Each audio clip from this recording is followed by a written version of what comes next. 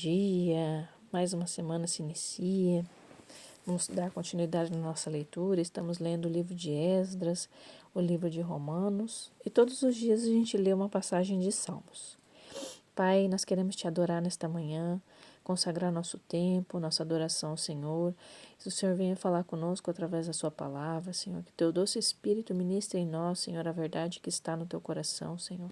Que nós venhamos a te amar mais e buscar mais de ti nas tuas santas palavras. Fala conosco, em nome do Senhor Jesus. Amém. Esdras, capítulo 10. Esdras toma uma iniciativa. Esdras chorava, prostrado diante do templo de Deus. Enquanto orava, fazia essa confissão de uma multidão imensa de homens, mulheres e crianças de Israel, e eles se aglomeraram em torno dele, e todos começaram a chorar compulsivamente. Secanias, filho de Jeiel, da descendência de Elão, na condição de porta-voz do povo, disse a Esdras: Traímos o nosso Deus, casamo-nos com mulheres estrangeiras dos povos ao redor. Mas nem tudo está perdido, ainda há esperança para Israel. Vamos fazer uma aliança agora mesmo com nosso Deus. Vamos mandar embora nossas mulheres e seus filhos, de acordo com o que o meu Senhor e aqueles que respeitam os mandamentos de Deus estão dizendo. Agora, Esdras, levante-se, tome iniciativa e nós o apoiaremos, e não volte atrás. Assim, Esdras arrancou dos sacerdotes, dos levitas de todo Israel a promessa solene de acatar a proposta de Secanias, e eles honraram a promessa. Esdras deixou a praça que ficava em frente do templo de Deus e foi para a casa de Joanã, filho de Eliasibe, onde se hospedou. Ele continuou jejuando, sem comer, sem beber nada e chorando por causa das traições dos exilados. Depois disso, foram enviados mensageiros a todo o território de Judá e a toda Jerusalém, convocando os exilados a se reunirem em Jerusalém. Quem não aparecesse dentro de 3 dias, conforme a decisão dos líderes e das autoridades, teria seus bens confiscados e seria eliminado da comunidade. 3 dias depois, todos os homens de Judá e de Benjamim estavam em Jerusalém. No dia 20 do 9º mês, todos se levantaram na praça em frente ao templo do Senhor, impacientes, inquietos e ansiosos por causa da relevância do assunto da reunião e porque chovia muito. Finalmente, o sacerdote Esdras levantou-se e declarou: Vocês são traidores. Casaram-se com mulheres estrangeiras e assim aumentaram a culpa de Israel. Agora reconheça o seu erro diante do Senhor, o Deus dos seus antepassados, e façam o que ele exige de vocês. Mantenham distância dos povos da terra e separe-se das mulheres estrangeiras. Toda a congregação respondeu a uma só voz: Sim, faremos tudo o que você mandar. Mas havia uma ressalva. Vejam bem, tem muita gente aqui. Estamos na época de chuva. Você não espera que resolvamos isso agora, debaixo de chuva, não é? Vai ser preciso esperar um pouco, porque foram muitos os que cometeram esse erro. Devemos deixar os nossos líderes decidam pela congregação e cada homem que viva em suas cidades tenha se casado com uma estrangeira. Compareça aqui numa data determinada, acompanhado das autoridades e dos juízes da cidade. Faremos isso até que o furor da ira do nosso Deus se afaste de nós. Os únicos que se opuseram à sugestão foram Jonatas, filho de Azael, e Jazeias, filho de Quitua, apoiados por Mesulão e pelo levita Sabetai. Então, os exilados decidiram pôr um plano em prática. O sacerdote Esdras escolheu pessoalmente homens que eram chefes de famílias. No primeiro dia do 10º mês, eles se reuniram para estudar a questão. No primeiro dia do 1º mês, todos os casos de homens que haviam se casado com mulheres estrangeiras estavam resolvidos. Entre as famílias dos sacerdotes, os que se casaram com mulheres estrangeiras foram a família de Jeshua, filho de Josadaque, e seus irmãos, Maazéias e Eliezer, Jaribe, Gedalias, todos se comprometeram a despedir-se das suas mulheres e deram um aperto de mão, com sinal de compromisso. Também trouxeram um carneiro do rebanho como oferta de reparação. Da família de Imer, Anani e Zebadias.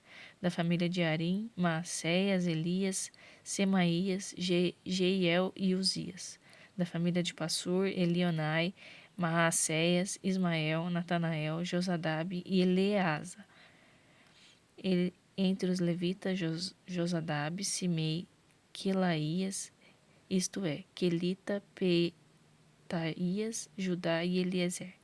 Entre os cantores, Eliasibe, entre os guardas do templo, Salum, Telém e Iri, entre outros israelitas da família de Parós, Ramaías, Jesaías, Malquias, Miamim, Eleazar, Malquias e Benaia. Da família de Elão, Matanias, Zacarias, Zeiel, Abdi, Jeremote e Elias. Da família de Zatu, Elioenai, Eliasibe, Matanias, Jeremote, Jabade e Jaziza. Da família de Bebai, Joanã, Ananias, Zabai e Atlai. Da família de Beni, Mesulão, Maluque, Adaías, Jazube, Seal e Jeremote. Da família de Bet-Moabe, Abdina, Quelau, Benaia, Maceias, Matanias, Bezalel, Binui e Manassés. Da família de Harim, Eleazer, Isias, Malquias, Semaías, Simão, Benjamim, Maluque e Samarias. Da família de Assum, Matenai, Matatá, Zabade, Elifelete, Jeremai, Manassés e Simei. Da família de Bani, Maadai, Anrão, Uel, Benaia, Bedias, Quelui, Vanias, Meremote, Eliasibe, Matanias, Matenai e Jaassai. Da família de Buni, Simei, Selemias, Natã, Adaías, Maquinadabai, Sassai, Sarai, Azarel, Selemias, Semarias, Salom, Amarias e José. Da família de Nebo, Jeiel, Matatias, Zabade, Sebina, Jadai, Joel e Benaia. Todos esses eram casados com mulheres estrangeiras e alguns deles tiveram filhos com elas. Romanos, capítulo 7. Dividida entre dois caminhos. Amigos, vocês não devem ter nenhum problema para entender isso, pois conhecem a lei, como ela funciona e como afeta apenas quem está vivo. Por exemplo, uma mulher casada é legalmente unida ao marido enquanto ele vive, mas se ele morrer, está livre. Se viver com outro homem enquanto o marido está vivo, sem dúvida ela será adúltera. Mas se ele morrer, ela será livre para se casar com outro homem sem crise de consciência e sem que ninguém desaprove. Portanto, meus amigos, isso é semelhante ao que aconteceu com vocês. Quando Cristo morreu, ele tomou para si aquele modo de vida dominado por regras e o deixou no túmulo. Vocês ficam livres para se casar com a vida da ressurreição e gerar uma descendência de fé para Deus. Enquanto vivíamos aquele antigo modo de vida, fazendo o que bem entendíamos, o pecado produzia frutos que o antigo código da lei gerou em nós, o que nos deixou ainda mais rebeldes. Por fim, tudo que geramos foi morte. Mas agora não estamos mais acorrentados ao casamento dominador do pecado. Livres daqueles regulamentos opressivos, estamos livres para viver uma vida nova na liberdade de Deus. Se alguém disser se o código da lei era tão mau assim, ele não era melhor o pecado? Não é verdade. O código da lei tinha função legítima, suas orientações claras sobre o certo e errado. Nada saberíamos sobre o comportamento moral sem um mandamento sucinto: não cobiçarás. Ela seria considerar a cobiça uma virtude e arruinando a minha vida. Vocês não se lembram como eram as coisas? Eu me lembro perfeitamente. O código da lei começou muito bem, mas acontece que o pecado entrou de uma maneira a perverter o mandamento, transformando em tentação, fazendo dele um fruto proibido. O código da lei, em vez de ser usado para me guiar, serviu para me seduzir. Sem a complexidade do código da lei do pecado, parecia ser sem atrativos e sem vida. Eu seguia meu caminho sem dar muita atenção a ele. Mas, depois que o pecado pôs as mãos no código da lei e se tornou chamativo, fui enganado e caí. O mesmo mandamento que me deveria guiar a vida foi maliciosamente usado para enganar, levando-me a um desvio. Desse modo, o pecado estava vivo e eu morto. Mas o código da lei em si é bom. é sabedoria da parte de Deus, e cada mandamento é saudável e santo. Prosseguindo, já posso ouvir a próxima pergunta de vocês. Quer dizer que não posso confiar no que é bom? Isto é, na lei? Bem, é tão perigoso quanto o mal? É claro que não. O pecado apenas fez aquilo que tornou famoso, usar bem como cobertura para me induzir a fazer o que no final iria me destruir. Ao ocultar o bom mandamento de Deus, o pecado provocou consequências negativas que jamais conseguiria causar por si só. Posso antecipar a resposta também. Sei que todos os mandamentos de Deus são espirituais, mas eu não sou. Essa também não é a sua experiência? Sim, estou cheio de mim mesmo. Afinal, passei longo tempo na prisão do pecado. O que não entendo a meu respeito é que decido fazer as coisas e faço outra, sendo levado a fazer absolutamente o que desprezo. Então, se não consigo decidir o que é melhor para mim, melhor mesmo é fazê-lo. É óbvio que o mandamento de Deus é necessário. Entretanto, eu preciso de algo mais. Pois se conheço a lei e mesmo assim não posso guardá-la, e se o poder do pecado dentro de mim insiste em sabotar minhas melhores intenções, obviamente preciso de ajuda. Entendo que não posso cumpri-lo. Posso desejar, mas não posso fazer. Decido fazer o bem, mas de fato não faço. Decido fazer o mal e acabo fazendo. De um modo ou de outro, minhas decisões não resultam em ações. Algo está muito errado no meu interior e sempre tiro o melhor de mim. Isso acontece tanto que já é aprevisível.